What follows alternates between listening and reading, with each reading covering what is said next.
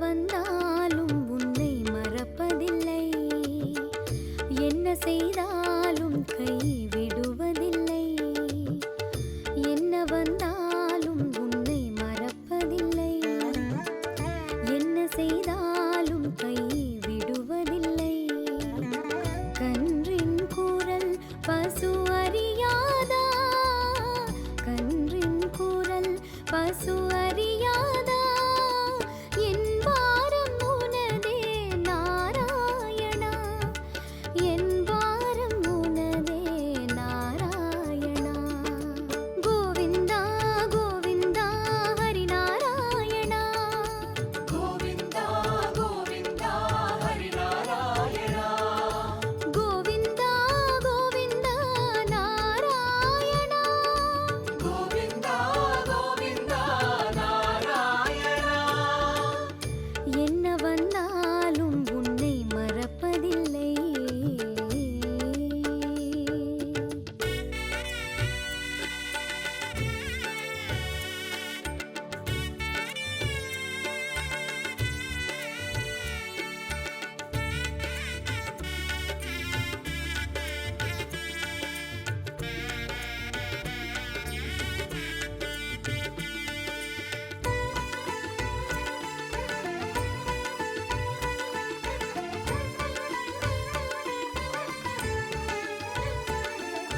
பார்ப்புகழும் குணசீல ஸ்ரீனிவாசன், பார்க்கடல் பள்ளி கொண்ட பத்மநாபன்.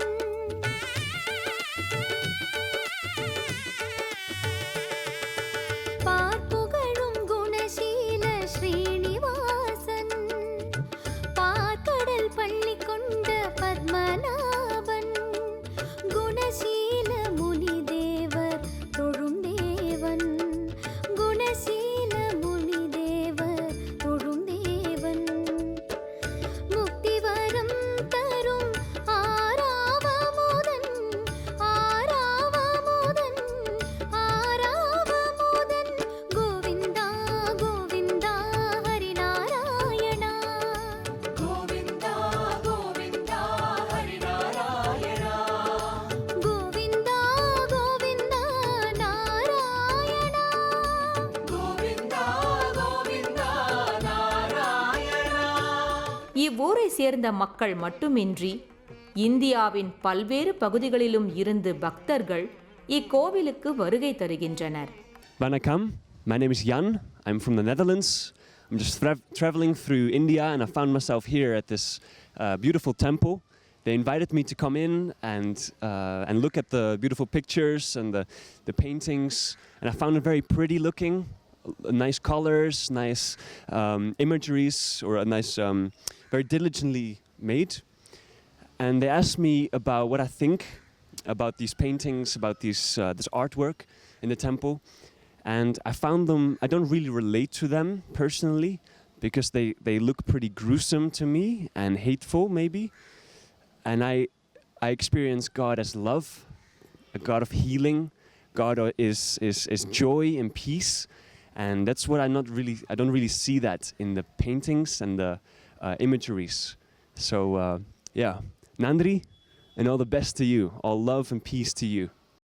மூலவராக வணங்கப்படும் அம்மன் அழகாக 8 கரங்களுடன் காட்சியளிக்கிறாள். இக்கோவில் கடையேழு வள்ளல்களில் ஒருவரான வல்வில் ஓரி வழிபட்ட ஒன்றாக கருதப்படுகிறது.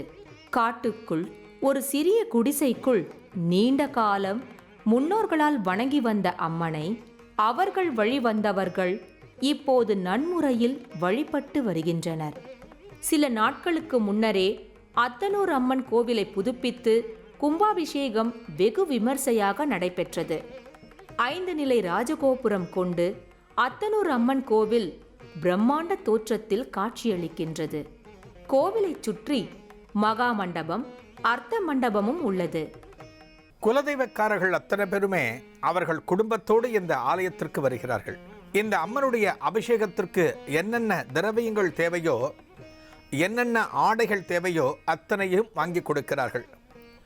அதன் பிறகு அவர்கள் இல்லத்தில் பிறந்த குழந்தைக்கு முதல் மொட்டை போடுவதையோ அல்லது குடும்பத்தில் இருப்பவர்கள் ஏதேனும் ஒரு பிரார்த்தனையை இந்த அம்மனிடம் வைத்து அது நிறைவேறிய பிறகு போடுகின்ற மொட்டையையோ இந்த ஆலயத்தில் போடுகிறார்கள்.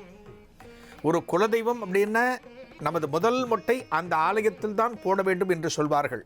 ஒரு பிறந்த குழந்தைக்கு முதல் மொட்டை அந்த குலதெய்வ கோவிலில் போடணும். இந்த குலதெய்வ கோவிலுக்கு வந்து மொட்டை போடுறாங்க. அதை தவிர இந்த அம்மனுக்கு நடக்கக்கூடிய அபிஷேகத்தையும் அலங்காரத்தையும் ஆனந்தமாக தரிசிக்கிறார்கள் குடும்பத்தோடு.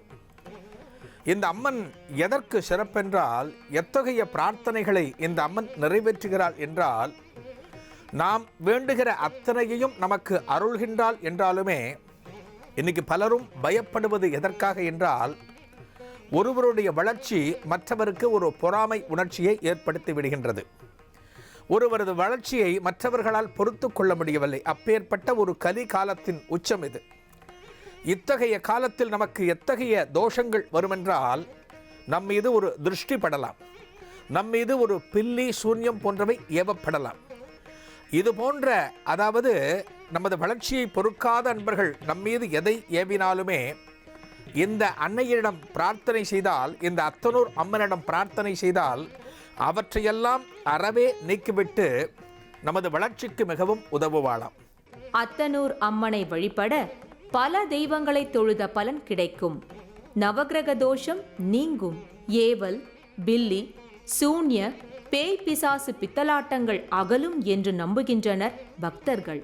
தங்களுடைய குறைகள் நீங்கிய பக்தர்கள் அம்மனுக்கு மொட்டையடித்தல் போன்ற முறைகளில் தங்களின் நேர்த்திக் கடன்களை நிறைவு செய்கின்றனர்.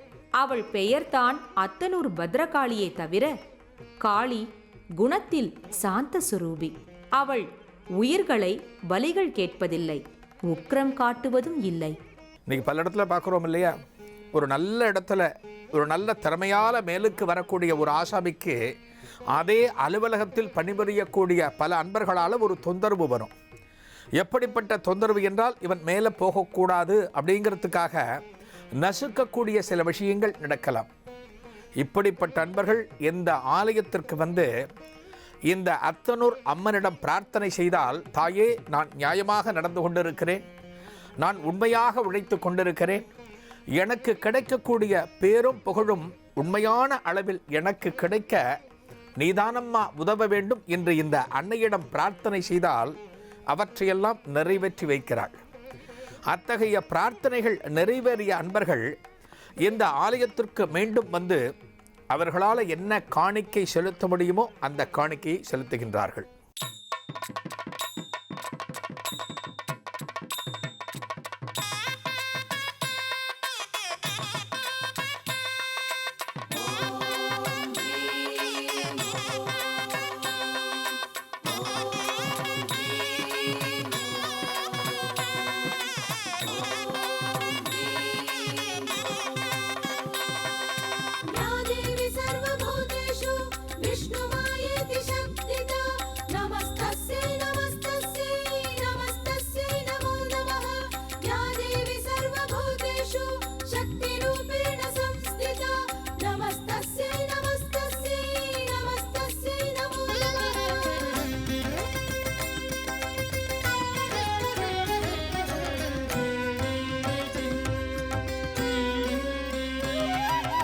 அம்மாவும் கருணையின்றி உயிர் வாழுமா? உன் சன்னதியை மிதிக்காமல் உயர்வாகுமா?